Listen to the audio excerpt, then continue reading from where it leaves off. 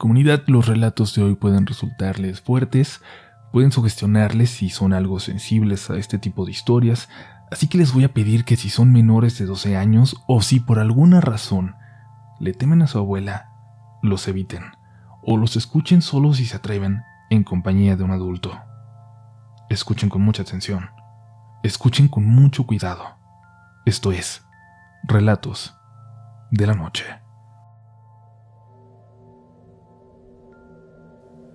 La vida ha sido algo dura conmigo en estos últimos tiempos, con esa enfermedad que anda rondando el mundo. Sé que mucha gente ha sufrido, pero yo soy de esos a los que Dios les ha cargado la mano, o al menos así me siento. Hace un año de pronto mi hermano enfermó, luego mis padres. De un momento a otro, uno a uno, fueron yéndose al hospital. De uno a uno fui recibiendo la peor de las noticias. De pronto me vi solo, sin la familia que siempre me arropó, sin saber cómo continuar con el negocio familiar que habíamos construido y manejado entre los cuatro, poco a poco, y que además tuvimos que detener por completo cuando la cuarentena comenzó. Aunque no fueran mi familia de sangre, desde los 6 años que estuve a su lado fueron la mejor familia que alguien puede tener, y a pesar de ser un adulto, en el 2021 me volví a sentir igual de solo que aquel niño de 6 años antes de conocerlos. Mi papá estaba muy distanciado del resto de su familia. Nunca los frecuentamos, y nunca pensé que me consideraran realmente como parte de su familia, pero me sorprendió mucho su reacción en cuanto se enteraron de lo que ocurrió. Se acercaron, me ofrecieron su ayuda, incluso económica, y, lo más importante, me acompañaron. Me hicieron sentir parte de algo de nuevo. Incluso me invitaron a pasar las fiestas de diciembre a su casa para conocerlos a todos, y yo acepté porque sentí que no hubiera podido soportar estas fechas a solas con mis recuerdos. Y ahí, en su casa, fue donde me ocurrió la experiencia que me lleva a escribirles, y aunque no es la primera cosa sobrenatural que me ha ocurrido, definitivamente es lo más aterrador que he vivido. Su casa es enorme, tan grande que acoge a 3 familias completas. Desde que llegué me dijeron que a mí, para darme privacidad, me dejarían dormir en una habitación para mí solo. Era un cuarto muy arreglado, aunque realmente no de mi gusto. Todos sus muebles estaban cubiertos por mantas tejidas. Estaba lleno de figuras y la televisión era de esas que son todo un mueble que va al piso. Era tan vieja que no podía conectarse al cable ni recibía la señal de TV abierta. Me advirtieron que no servía. Para colmo, en esa habitación, la más lejana del segundo piso y del módem, no llegaba el internet y la señal de teléfono era muy intermitente. Vamos, que estaba desconectado del mundo, pero no podía quejarme cuando todos ahí estaban siendo tan amables conmigo, cuando todos parecían querer hacerme sentir parte de la familia. Mi papá era el segundo de 4 hermanos. Los 3 vivían ahí con sus respectivas familias. Parecían llevarse muy bien más allá de esas pequeñas rencillas que típicamente se dan entre los niños y que terminan escalando un poco más.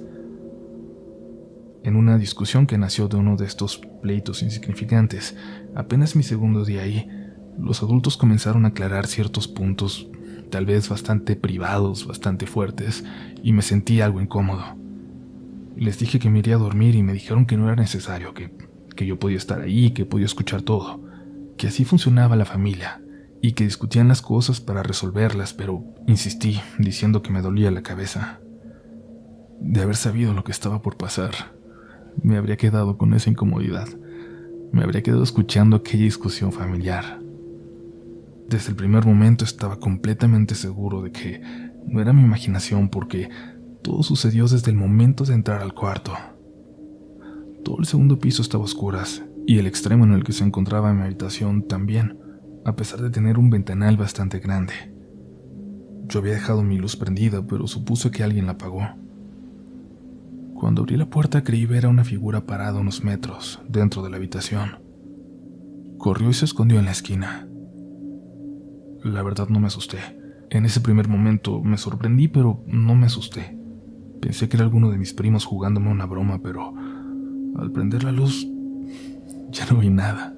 Nada extraño, pero eso era precisamente lo tétrico. que no hubiera nadie en la habitación.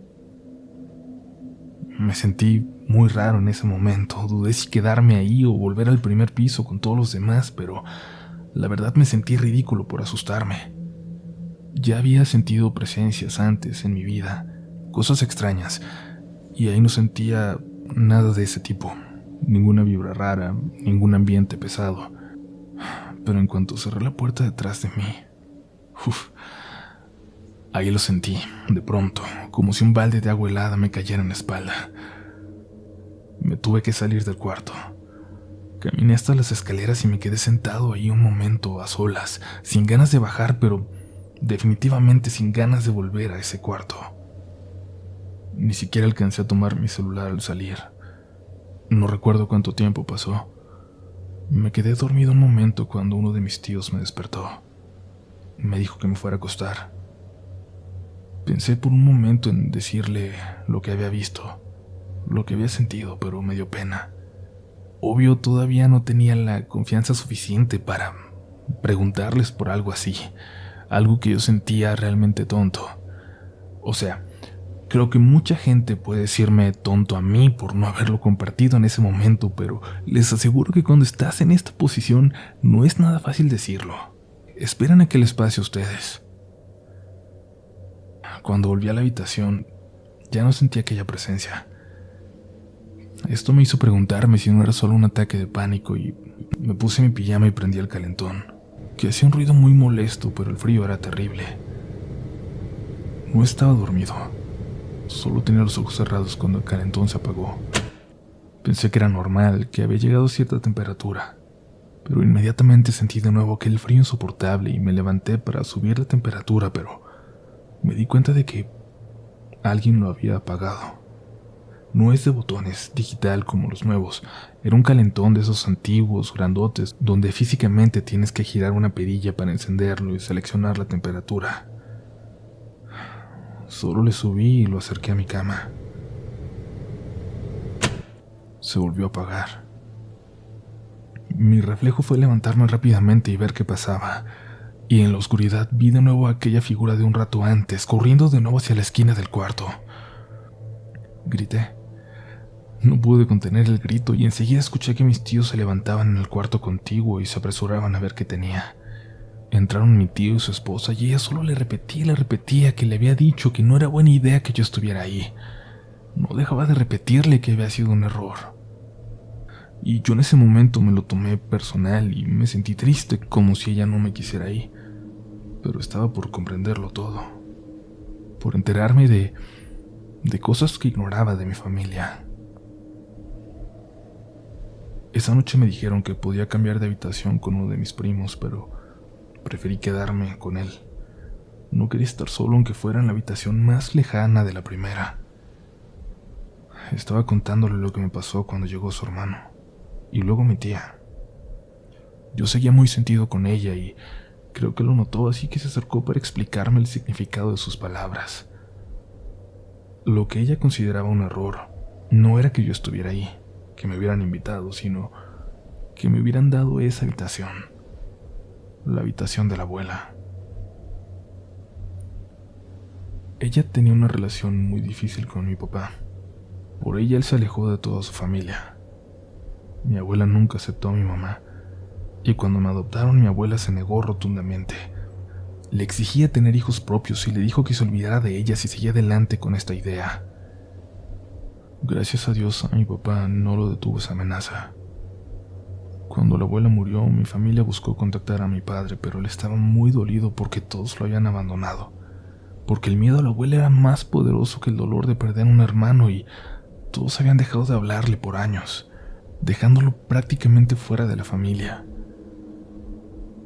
Mis tíos, los hijos, no creen en lo sobrenatural y pensaron que sería un buen gesto para la memoria de mi papá que cuando yo conociera esa casa me quedara ahí, en la habitación de la abuela. La razón de que ellos no hubieran podido estar con él los últimos años de su vida, de que apenas me estuvieran conociendo. Sin embargo, mis tías y mis primos tienen una visión completamente distinta.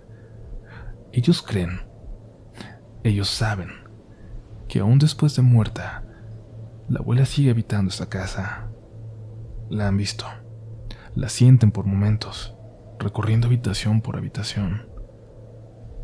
Esas historias se las escribiré en cuanto tenga tiempo, aunque supongo que si mi historia llega a su programa, ustedes podrían publicarlas todas al mismo tiempo. La primera en verla fue una prima a quien voy a llamar María.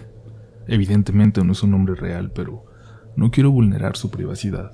Fue en una noche de esas raras en las que coincidieron los primos y cenaron juntos en el salón principal. Cuando digo salón principal todo suena mucho más elegante de lo que es. Debo aclarar que es una casa enorme, pero deberían verla, no es para nada una casa de ricos. Aquella noche María había quedado de salir con un amigo. Cuando él llegó le habló por teléfono para que saliera, pero ella le dijo que mejor se pasara él a la casa porque la charla entre los primos estaba buena y era una gran oportunidad para que los conociera. Él dijo que en un momento entraba, que antes esperaría una llamada del trabajo que tenía que tomar. A los pocos minutos, María recibió un mensaje de su amigo, aún afuera en la puerta de la casa. Soy un tonto. Pensé que la que había muerto era tu abuelita que vive contigo. Había escrito. Sí, ella fue. ¿Por qué? Contestó María. Vio que su amigo estaba escribiendo un mensaje, pero no llegó nada. De nuevo volvió a salir la señal de que escribía, pero pasaba el tiempo y no decía nada. ¿Por qué lo dices?, insistió ella en un mensaje. ¿Hay una señora en tu casa? ¿En la ventana desde donde se asomaba tu abuela?, le preguntó. Mi prima respondió que no y su amigo le dijo que la estaba viendo. Te juro que estoy viendo a tu abuelo en la ventana. Sin decirle nada a los primos, mi prima salió. Al llegar con su amigo, recargado en su carro, notó que él seguía pálido y que no dejaba de mirar hacia arriba. María, ¿es un fantasma? La pregunta tan directa le sorprendió. María se puso a su lado para ver hacia la ventana desde donde él lo hacía, pero no alcanzaba por sobre la barda. Le pidió que le ayudara, que le levantara un poco para ver. Cuando lo hizo, su amigo apenas la pudo sostener 2 segundos, pero fueron suficientes para que María se diera cuenta de que su amigo estaba diciendo la verdad. En la ventana estaba la abuela. La luz de su cuarto estaba encendida y ella sostenía con su mano una de las cortinas para poder ver hacia afuera, como hacía siempre que miraba hacia la calle, siempre que juzgaba las visitas que llegaban con sus nietos. Mi prima entró corriendo. Les dijo a todos lo que había visto y subieron a ver. La luz estaba apagada, pero nadie dudó de la historia de María. Y es que todos la habían sentido ya, de una u otra forma en la casa. Apenas días después, cuando aún no superaban este susto, otro de mis primos dijo haberla visto sentada en la sala cuando él llegó por la noche, como si lo estuviera esperando como solía hacer, para regañarlo por llegar tarde. La vio en la oscuridad y no se atrevió a prender la luz, pero la silueta estaba sentada en ese sillón chiquito en el que ella siempre se sentaba. Los nietos no tenían la misma imagen de la abuela que tenían los hijos, las nueras tampoco. La abuela pareció siempre querer solamente a sus hijos, no a los demás, con los que podía ser excepcionalmente cruel. Sabía cómo tocar fibras sensibles, sabía hacer los comentarios que lastimaban, pero que los hijos dejaban pasar porque eran solo ideas de una señora mayor, como decían. Cuando ella vivía, por ejemplo, intentaban evitar a toda costa estar en las áreas comunes, pero después de que murió empezaron a ser un poco más libres, a disfrutar de la casa. Empezaron a disfrutar estar en el patio. Les gustaba quedarse en el salón principal, sobre todo a mi primo José, que se quedaba leyendo. Hasta que le pasó algo a él también, que se había mantenido más escéptico que el resto. Una de esas noches leyendo en el salón, escuchó que alguien apagó la luz de la cocina, luego la del comedor. Recordó cómo le molestaba a la abuela que dejaran prendidas las luces que no se necesitaban y sonrió un momento al recordarla, al pensar en uno de los primos adoptando esas costumbres. Luego apagaron la luz del pasillo justo afuera del salón donde se encontraba. Volteó y se quedó viendo hacia la puerta, hacia la oscuridad. Sabía que alguien se estaba acercando, así que dijo en voz alta: «Hey, estoy usando esta luz». Solo hubo silencio del otro lado de la puerta. No se habían escuchado los pasos acercarse, pero él sabía que había alguien ahí. Bajó la mirada para continuar con su lectura, y algo lo hizo voltear. Algo lo hizo levantar la vista. Dice que entonces pudo ver como una figura pasaba flotando por el pasillo. La cara se le veía totalmente oscura. Lo único que reflejaba un poco la luz del salón fue un camisón grisáceo. Aunque no le vio la cara, él sabía de quién se trataba, y cuando lo platicó a sus primos bromeaba con que al menos su luz no se la había apagado. La última historia, la más fuerte quizás por lo que implica, le sucedió a Eva, la novia de mi primo José. De nuevo les recuerdo que estoy cambiando todos los nombres. La abuela odiaba que llevaran amigos a la casa, y novias o novios estaba completamente fuera de discusión. Estaba prohibido. Incluso se ponía de malas por horas con la sola sugerencia de que esto pasara, con que alguien le preguntara pidiendo permiso aunque supiera que la respuesta era no. A pesar de que había muerto, nadie se había atrevido a llevar a su pareja. El primero fue él. Dijo su novia que cuando entraron a la casa alcanzó a ver a una de sus primas subiendo las escaleras. Lo curioso fue que la seguía una mujer mayor, porque de haberlo hecho era claro que no había ninguna mujer así en casa. Ya no.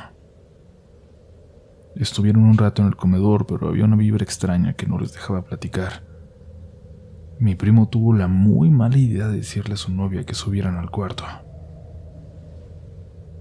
Cuando iban a la mitad de las escaleras, su novia gritó. Mi primo vio como algo se atoraba en el cabello de su novia delante de sus ojos, pero no había nada con lo que pudiera haber pasado. Su novia dijo que sintió claramente el jalón, como algo la jalaba del cabello, y se bajó enojada con mi primo, quien le estaba jurando que no había sido él. Finalmente ella le creyó, pero no dijo nada. Solo miró a las escaleras y se despidió. Le pidió que por favor no la acompañara. Luego, por un mensaje minutos más tarde, le dijo que le había creído porque vio en las escaleras la sombra encorvada de una mujer mayor, como asomándose, pero solo la sombra. No logró ver a la persona que la provocaba. Claro está que no volvió a aceptar ir a la casa, y poco después, de hecho, esa relación terminó. Mientras me contaban todas estas historias esa noche, no dejaron de escucharse ruidos afuera de la habitación. Ruidos que en cualquier otro momento hubiera ignorado o que me hubieran parecido insignificantes o hasta normales, pero que en ese momento iba entendiendo. Me mandaban una señal. Todo lo que había pasado tenía sentido, y aunque ellos me consideraran de la familia, había alguien allí a quien no le gustaba que yo estuviera. Definitivamente quiero conservar la relación con mi familia. Les debo mucho en muchos aspectos, pero creo que no podré volver a aceptar una invitación a esa casa, a la casa de la abuela. Pero tampoco sé si así estoy a salvo. Desde que volví a mi casa después de Navidad, las luces de aquí han empezado a apagarse, de la nada por las noches. Gracias por escuchar.